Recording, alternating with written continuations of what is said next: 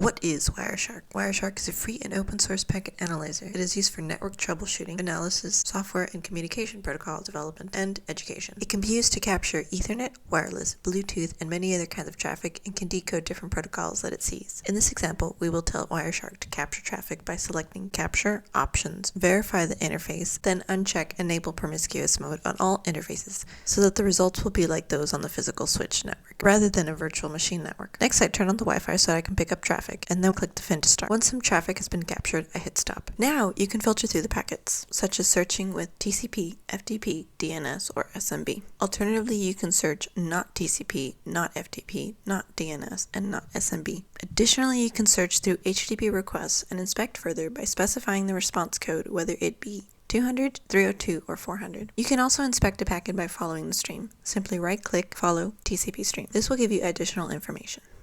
Furthermore, you can extract relevant binary data in a stream by scrolling down the blue and red data.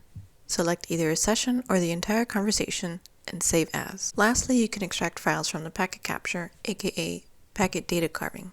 To do this, you filter through the desired HTTP traffic, then select File, Export Object, HTTP. Then click Save. Cool, and that's it. That's a general tutorial of WireShark. Thanks for watching.